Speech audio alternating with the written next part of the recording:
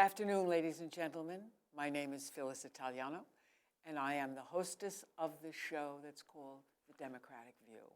And each week, I interview some prominent person who is active in our town. And today, I have with us a very special woman, and very beautiful, I might add, who is also an environmentalist, and her name is Susan Harder. And we all have heard her name in the recent talk about the lighting laws. But before we get to the lighting situation, you know, I always like to know something about who you are, where you came from, where you were raised, all that kind of stuff. So tell us something about you as a person. I'd be happy to, and thanks for inviting me. I've been a resident of East Hampton for about 15 years. Prior to that, I was an art curator and art dealer in New York City, where I had a gallery. And I was educated at the University of Virginia in art history and philosophy. And I decided that my specialization would be the art of photography, because it was an area, unlike art history, where it's been studied to death and in depth. The art of photography had really not been addressed as an art form in the way that it is today, and it needed to be. So I went to graduate school and studied with the man who wrote the history of photography in 1936, Beaumont Newhall. He was my teacher. And I came to New York City and represented some of the most famous and prominent artists in photography. People know the name Ansel Adams, who I represented. Oh, wow. But also Paul Strand and Harry Callahan, Aaron Siskin. You know, these are all names that have become household names. But at the time, you know, we were forging new ground, promoting their work as art and selling it to the public and to museums. And that was my job. I went to different museums to open up their eyes to the beauty of the art of photography. And now we have collections, you know, all over the country.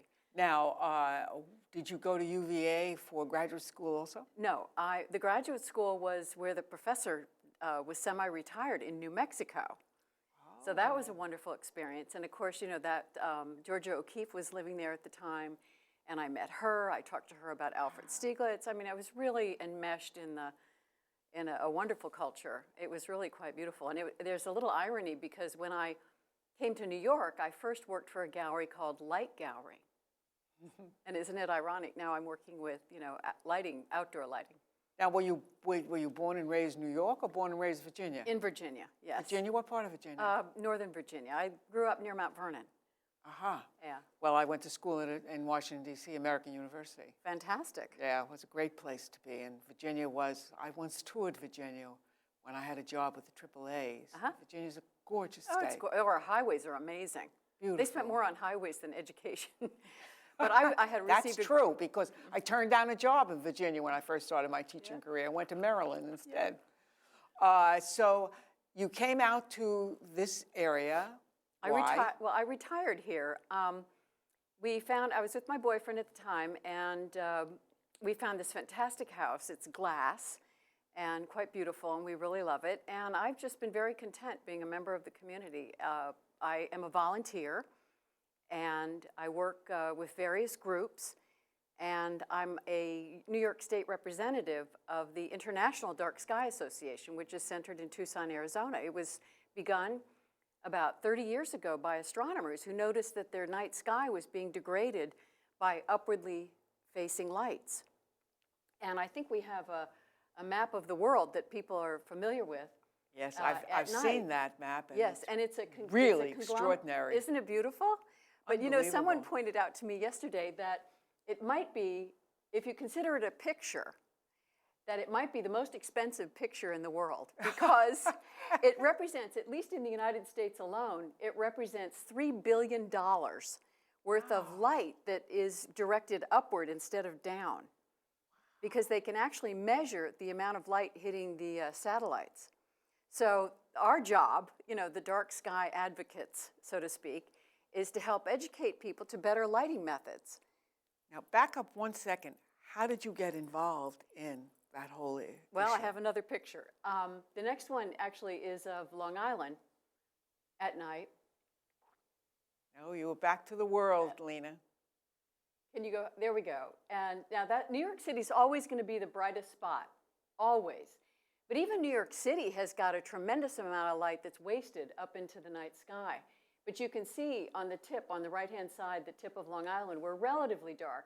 But you can see the encroachment. You know, you can see how it's coming towards us. So one of the ways that we deal with this is to set up lighting guidelines and, you know, outdoor lighting laws similar to what they have been using in Arizona. So the next slide, that's the Milky Way. Just to let you know, only a third of the people in the world can see the Milky Way because of upwardly directed light that hits particulate and creates that sky glow, obscuring the stars. The next slide is of my neighbor's light that was shining into my house. I noticed that my bedroom was lit up, and I made the mistake of going over there and asking her to turn out her light, and that didn't work. I checked into our codes that we had at the time, and our code read, "The source of illumination shall not be visible across property lines." And I thought, I can see her light, you know, it's lighting up my house. But it wasn't well defined enough to be fully enforced. You know, because anytime a law is even slightly vague, it's not going to get, you know, no one will comply with it. It's called loopholes. Exactly. You know, and vagaries. So I learned, I educated myself. I've also taken lighting design courses in New York City because I wanted to understand how to design lighting well, because I don't like to complain about something unless I can offer a solution. So I went to the town board at the time, and they decided they wanted to have a better lighting code, one that actually could be, you know, adhered to. And I worked with the town, and in 2006, we enacted a very good outdoor lighting law. Wow. And as a matter of fact, you also won an award from the Sierra Club. Yes, last year, I was really very touched. I received the Environmentalist of the Year award, and the ceremony was here in the South Shore in a mansion that was donated to the Sierra Club for ceremonies and studies. It was quite special, and I'm very pleased about it. I also am going to be awarded a grant to use in my outreach from the Sierra Club. Wow. Yeah, I'm excited about that. So what caused all of the hullabaloo Yes. we're talking about now, Yes. and the conflict? We have a genuine problem right now, which is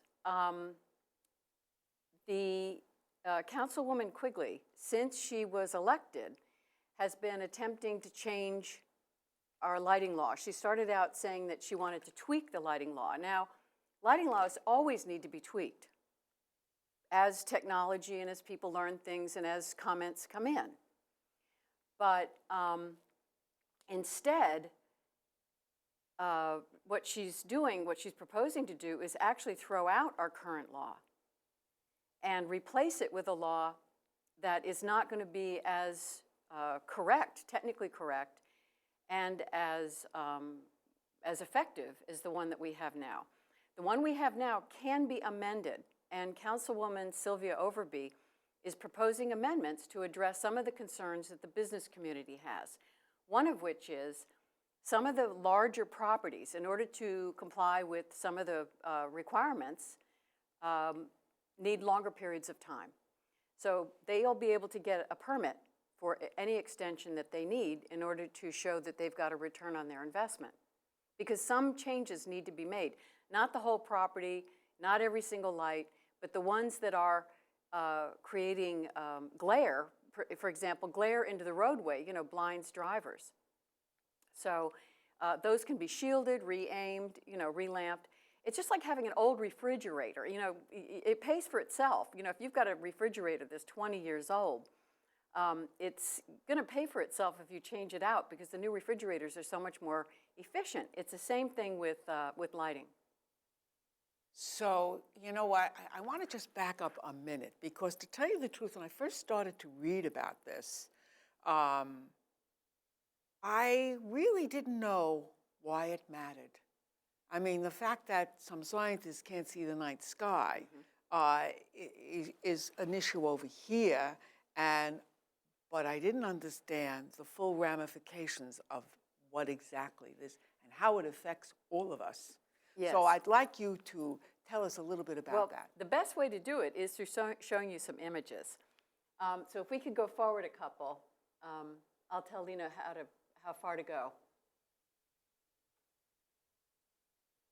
These are the common floodlights, but they can be changed out this uses about 300 watts. You can either shield it or you can change it to a different fixture, and you can lower the wattage. This is a shielded fixture that's currently required by the town. Keep going. This is a brochure that was sent around to all the residents to explain all these reasons, saving energy, protecting the environment, because every single creature on the planet is affected when their sleep is disturbed, including humans. We do not produce melatonin at night when we have light intruding on our bedrooms, and melatonin is a tumor suppressant. So light at night has been linked to higher rates of breast and prostate cancer. That's very important. I'm going to stop you there Yeah. a minute, because that's a very, very important thing that people don't understand. Yeah. Is that when you are in a dark room at night, and as a matter of fact, no one should ever sleep with lights on. And I know many people who sleep with the eye shield on their eyes so that they don't get any of the little lights that come on from the television set or from any of the surge procession, that we have in our house, which does light your place. And that you need a certain amount of hours at night. By the way, it's also anti-aging. Yes, But, it is. you know, And also to have- for weight. I mean, there's a lot of reasons to have because just think about it.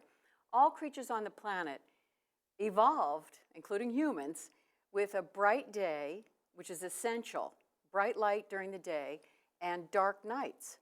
Because there's certain biological processes that only occur Called the in the dark. circadian rhythms. Exactly. And also your pineal gland, Yes. which is located in the base of your brain, is what produces the melatonin. And what happens is, even when your eyes are closed, the eyes are for vision, but the eyes are also receive light that affects the rest of our biology. So it's just quite crucial. And sure, you can wear the blinds and you can whatever, but it's just inefficient use of light if it's intruding from your neighbor. I'll say. Yeah, and it's a privacy, it's a property rights. I don't want you to throw your trash on my property. I don't want you to light up my property. Things like that are important. But I have an image of a tree, and people are unaware of this, but a tree will hang on to its leaves when it's lit into dormancy period, which stresses the tree and causes dieback. Birds are affected, have the greatest documentation. Believe it or not, this is just inconceivable to me. Hundreds of millions of birds die every year because they get thrown off course by bright, upwardly directed lights. They also inexplicably will circle communication towers and buildings if they're lit in the fog. So in New York City and Chicago, Toronto, we have a lights out program during migration, where the buildings will shut off their unnecessary, lighting that they don't need, wall washing and whatnot. They'll turn that off, during the migration season because they'd like to, help save the bird population. And also, Long Island is on one of the major flyways. Absolutely. When birds are migrating from the north to the south and from the south to the north. So, I mean, all I've ever been doing is recommending, sensible lighting practices. And I'll show you another one that has glare. Yes, this is a very, very common situation on Long Island. This is a utility pole floodlight that's supposed to be lighting up some commercial property. It's not a street light. And we talked to the Long Island Power Authority. They now offer a shielded version. They actually did change this light out. Do you know where it is? It's across from what used to be the Red Horse Market. Yes, But I it know was that. shining right in your face as you're driving into East Hampton Village. Yes. So glare is a very big problem, and in fact, glare has been attributed as a factor in the death of pedestrians when drivers can't see, because their eyes can't readapt. And then Also, I might just add that as you get older, yes, for instance, that's why a lot of people give up night driving. Yeah. Because that glare becomes more pronounced as you age. The reason is because you lose that elasticity, so the adaptation is a problem. Now, the next slide is of a gas station. This is a gas station lighting, and you do have glare intruding on your eyes, but it's so bright, it's actually something close to 50-foot candles on the ground. Now, what happens is when you pass by this gas station, first of all, your eyes have adapted to this brightness, and then as you drive through into normal lighting, you can't see as well. So this, besides being 8 times too much energy expenditure, it's very bad for vision. It's not necessary to have that much light. Now, the next slide is of the Hess station, which has, 5-foot candles, not close to 50. You can see well, and, the glare and the lighting is contained to the site. I know that Hess station too well. Yeah, me too. But I'll tell you, the difference in those two is the Hess station went through the planning process, where they came in and they said, we want to do a lighting plan, and the planning said, this is what you need to consider, meet professional light levels, and that's what they did. Now, this gas station was supposed to have their lighting reviewed by the planning department, but they didn't. So they've put in all this lighting, and it will be conceivably grandfathered if the Quigley law is passed. Well, I want to know how they got away with that. They just did it. This is what happens when you don't have... Is this a code enforcement issue? Because I know David Buddha spoke very strongly about that at one of the meetings. Right. Well, you can see in that picture of that station that there's a neon sign. Right. Which is illegal, has been. So the problem is this.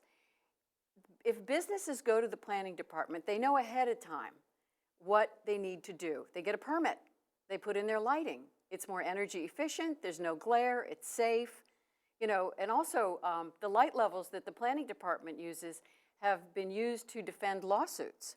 The Department of Energy said there's never been a successful lawsuit when they've conformed to the guidelines that the planning department uses.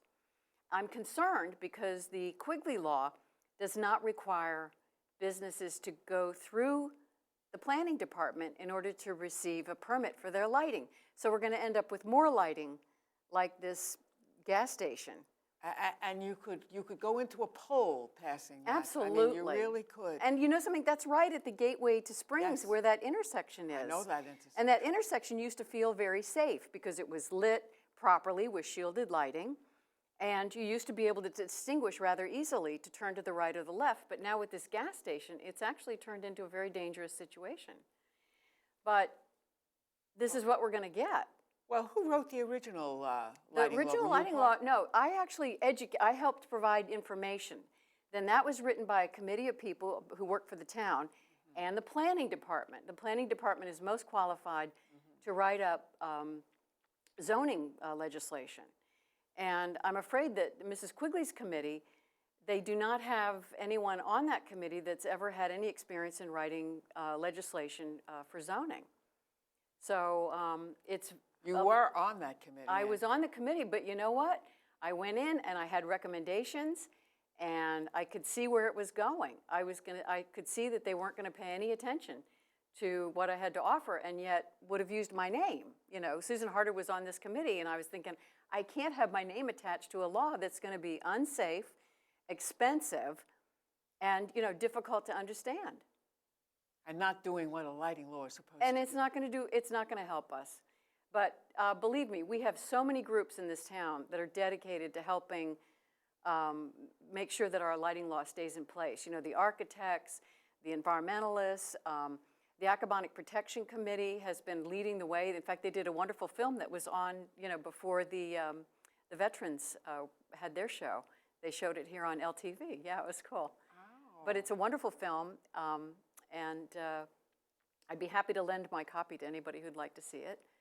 But it's called Dark Skies, and it's all about the impact on bats and insects and birds, and aquatic creatures are affected by light which hits water. In fact, if you've lit a waterway, which there's certain areas where you need to light around a waterway, but not the waterway, it prevents the zooplankton from coming up and eating the algae at night. Yeah. So you end up with more algae on water that's lit. I know, it's pretty unbelievable. There's so many good reasons to deal with this. See, and that's what I didn't know, and which amazes me because I have a science background. Yeah. I taught science. Well, this is a new true, it was field. on a for young children, Yeah. but I did a lot of work in science. Of course, it's down at Teachers Columbia, but I never heard of this. Phyllis, this is an emerging field. In fact, there's been 2 or 3 conferences, and the conclusion of the conference has always been, boy, do we need more study on this. Every single creature studied was highly impacted by night lighting, foraging, mating, their entire habitat is altered by night lighting. So we can use night lighting. Let's just put it where we need it and not more than what we need and shut it off when we don't need it. It's not that hard. One thing I wanted to talk to you about, because on my street, now I had one neighbor right across from me who used to go out and turn a big bright light on. Yeah.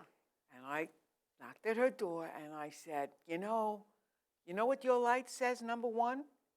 I'm not home. Yes. So what I'm going to do is I'm going to rob your house first. It's so true. All you have to do is get a little thing that you buy at any little store, and you put into your and put a light on, and a light comes on automatically, which I always do. Yeah. But, I have a little light in my house, so that when I come in the wintertime, or even now in the summertime, it's set for like 6:30 to go on. It comes on, and I can find the key. But no light is on outside. No. I never leave a light on know. outside. Even when my children are coming and they say, you didn't leave a light on for me outside. I say, well, I see you coming. I'll turn the light on. Yeah. Because I don't Well, we have want motion sensors. There's a lot of technologies we need to take advantage of. I'm getting one on my roof this weekend. Yeah. And it just makes a lot of sense. We just need to think about it a little bit. It's not something we've really paid much attention to, and there's lots of reasons to do it. I wanted to point out this little children's book. It's called There Once Was a Sky Full of Stars. And I put copies in all the libraries, and it's something appropriate to read to kids, because kids get this message very easily. When you talk about using light sensibly, or even talking about energy issues with kids, they're just great. I'm very interested in this whole thing because I always mention when I come back from the city or Westchester County, where my family still has a place, and I come back, the first thing I do when I get out of my car is get out, smell the air, look at the sky, I see the stars, and I really love it. And I remember one of the first times I ever came out here, a friend of mine, Nora Ferrari, her husband took us down to, I had no idea what it was in those days, but it was, the end of where the Accabonac Harbor is. And I saw the Milky Way and all the stars, out, and it was absolutely extraordinary. Oh, it's just glorious. We're so fortunate. I tell you, though, this is a resource we could lose. And there's no reason why we shouldn't be able to go out in their backyard. You shouldn't have to drive for miles, to see the Milky Way. I'm trying to bring a film here that was produced called The City Dark. And it's a gentleman who made a sort of Michael Moore type film about light pollution. So I'm going to try to bring that out this summer. So what do I do with the other neighbor that I haven't gone over to, who's a little bit more aggressive? Well, what I do is This lady was very nice. Well, you know what I can do? I can give you a shield. You can give this shield to your neighbor and say, if you put this on, it will shine on your property and not on mine. I give these shields out through the Group for the East End and the Nature Conservancy. That you snap them onto the floodlights. And also, I want to ask you, because I have some lights that are, these solar-powered things that I get. And now they have a little light on it, and they shine towards my house. Is that okay? They don't go up, but they go this way. Well, they don't. I'm always worried about them. Well, you know what? They don't really shine very much light on the ground. They just sort of glow. No, mine shine. They do have a lot of light. That's interesting, because they're usually pretty weak. Well, the problem is you can never turn them off. They're on all the time. No, they're not on in the day. They do. They go off. They go off during the night. Mine go off during the day. Oh, during the day they, yeah. No. But they're on all night long. But they're on all night long. Yeah. But they are towards my house. Yeah. And not up. Good. Is that okay? Well, pretty much. I worry about that. I have a problem when lights are on when you don't really need them. That's my main source of saving energy. They do have solar lights where you can set it to be on for 2, 4, or 6 hours. Oh. And now those are some of the newer ones. These have So no wait till setting. those, burn out or break, and pick They've up been pretty these good. ones where you can actually set how long they're on, because it also will make the battery last longer. The batteries on those lights are somewhat expensive. So I've had these lights for a long time, yeah, well, eventually. years, and Yeah. they seem to be doing okay. Yeah. Well, they're not costing you any money per se, No. but And what about going to the new lights that? well, the compact fluorescent are fantastic. You change them 1/5 as many times. They use 1/5 as much energy. Yes. I would do one thing though. I would make sure that you're getting the proper lumens, which watts go in, lumens go out. So for a 60-watt incandescent, you use 9 watts of compact fluorescent. But you also want to check the packaging, because for outdoor use, you want to keep a lower Kelvin. They call it warm white. I was in Home Depot, and they have cool white and they have warm white. Cool white is good for indoors, for reading, but cool, which is a high Kelvin, pardon me with the technological talk, but when you have a high Kelvin, it has a lot of blue in it. And nighttime, you know how when you pass by the cars that have those bluish headlights? I hate 'em. And you can't see after Hate you 'em. pass them? It's because your eyes can't readapt as fast, and it's bad for glare. That's why you can't, they might think they can see better, but you can't see. So what we try to do in outdoor lighting is to keep it a warm white light, because it's not as bad for glare. Well, I'm only hoping that you are going to be able to make this lighting law that we're going to have from now on a sensible one, Yeah. so that we can continue. Thank you very much, Susan. It's been My pleasure. an absolute treat. Thank you so much.